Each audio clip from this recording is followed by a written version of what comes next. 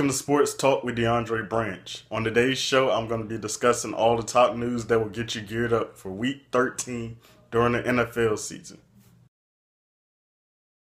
Now we're, just kind of thought it's best to give Geno the start, and I'll back him up. I'll be a good teammate.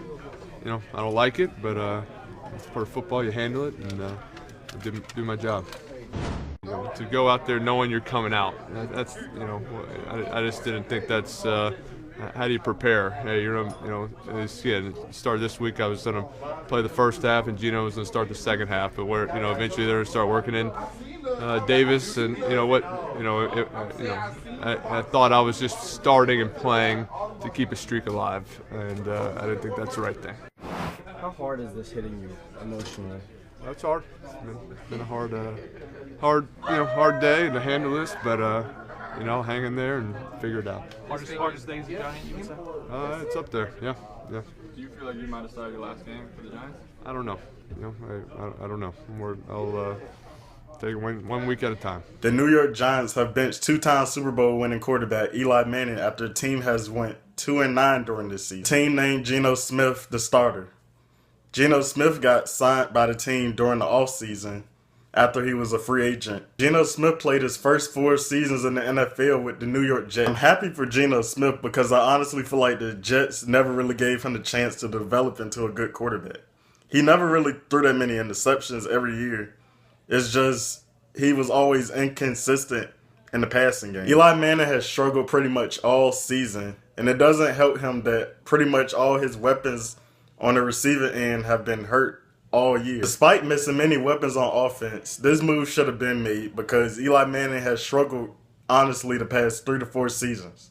He's thrown the most interceptions in that span. I love for quarterbacks to have that gunslinger approach and have no fear of throwing picks, but in Eli Manning's case, he throws entirely too many, and most of the time it costs his team games. I always felt like Eli Manning was one of the most overrated quarterbacks in the NFL. Despite 2 seasons he's had 1 Super Bowls and another few years in the league, he's not been that good of a quarterback. He's been pretty much an average quarterback. But we live in a generation where rings mean more versus how good you play. So if you win a lot of rings, you're still going to be in the Hall of Fame more than likely. With Eli Manning getting benched, his 210 consecutive games started streak is over. That span, 188 different quarterbacks have started in the NFL. That is a crazy streak. With that said, Eli Manning has possibly played his last game with the New York Giants. Lynch, we've seen a lot already.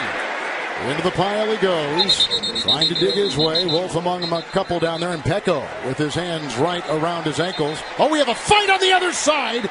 Look at this. After Crabtree, helmet's being thrown. Talib grabbed it off. Referee is down, and look at holding on to his ribs. That started with the block. That was Crabtree on Aqib Talib. Remember, there's some history between these two guys, and I think that's really where the fight started. Crabtree actually blocks him off the field. We have another one right here. Look at this.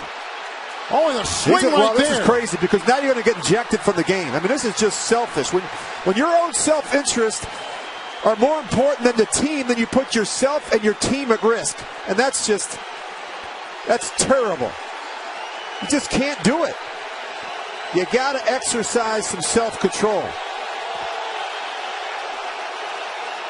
Aqib Talib and Michael Crabtree have had beef with each other for a very long time. Of course, it's easy to hate a team or a player when you're in the same division with them and you're trying to win the division over them. Both Talib and Crabtree was both ejected from Sunday game when they started the fight, which later became a brawl. The fight started because Talib snatched Crabtree's chain right off his neck. Last season during Week 17, Talib did the same thing to Crabtree, and after it happened, video cameras showed Talib laughing about it. It was announced after this game that Talib and Crabtree was both be suspended for the next 2 games. But later, they changed the suspension to 1 game each. And I really feel like neither player should have got suspended because I thought it was enough for them just to get ejected. If anything, they could have just ejected them and fined them.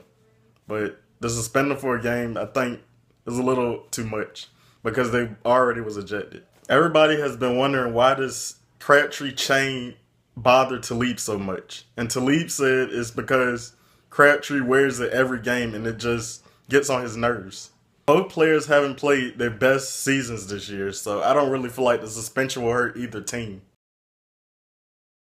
Running back Darren McFadden has announced his retirement after 10 seasons. The Cowboys waived McFadden on Sunday, and he announced his retirement on today. McFadden is one of the most talented running backs I've ever seen. It's just the injuries took a toll on him.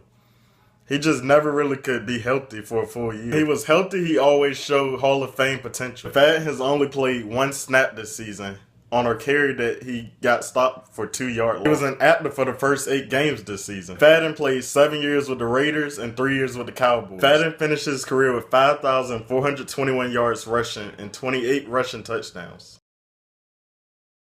The 49ers have named Jimmy Garoppolo the starter for Sunday's game against the Bears, making C.J. Beathard the backup quarterback. C.J. Beathard has played in 7 games this season and started the last 5 for the 49ers. Fans actually cheered when C.J. Beathard got hurt in last Sunday's game, and they made Eric Reed and Reuben Foster mad. Fans is going to be fans, but the 49ers got Jimmy Garoppolo to be the starting quarterback, and 49er fans was restless because they've been waiting on him to play.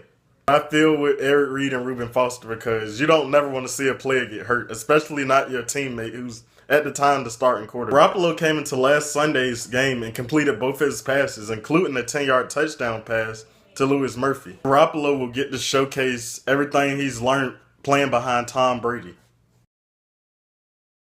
The Saints had their NFL high 8-game winning streak ended by the Rams on Sunday in their 26-20 loss. The Saints have been one of the hottest teams in the league lately, and nobody honestly have really noticed. Rookie running back Alvin Kamara has been balling lately, and Drew Brees has been Drew Brees. During this winning streak, the Saints had been having a bunch of comeback wins, but they couldn't find the magic this Sunday. The Saints are tied with the Panthers at 8-3, but the Saints had the advantage because they beat the Panthers early in the season. Browns receiver Josh Gordon has been reinstated back into the NFL. Hopefully he can keep his head on straight so he can have a nice rest of the season. Josh Gordon has Hall of Fame potential and crazy talent. He just cannot lay off the weed. Upon his return back into the NFL, Josh Gordon has been talking entirely too much. Hopefully Roger Goodell does not use that against him. Josh Gordon estimates that he made more than $10,000 selling marijuana while he was at Baylor. He also announced that he drank vodka in Minute Maid bottles while in high school. With all the troubles of getting back into the league, Josh Gordon's shown that he still has it because he ran a 4.340 a few weeks ago. The Browns need him to stay sober so they can find a way to start winning games. The Cowboys have struggled mightily on offense since Ezekiel Elliott was re-suspended. Weeks absence, the Cowboys have only averaged 235 yards total offense, and they have only scored 7 points a game. Dak Prescott has not thrown a touchdown pass. He's thrown 5 interceptions, and he's been sacked 14 times. Zeke's suspension has been in the way for the Cowboys because they are really lost on offense without him. Zeke's absence has made it seem like Dak isn't as good as players really thought. At first, teams had the key on Zeke, so Dak could get by without really having to be as efficient as he really needed to be. But now the defenses are keying on Dak because Zeke is in the game and the other Cowboy running backs aren't as good as Zeke. Dak might have been getting too much respect prematurely. This concludes my show for today. I really hope y'all enjoyed it. Make sure y'all leave some likes and comments down below to let me know what y'all thought of the video. If y'all new to my channel, make sure y'all hit that subscribe button. Make sure y'all follow me on my social medias.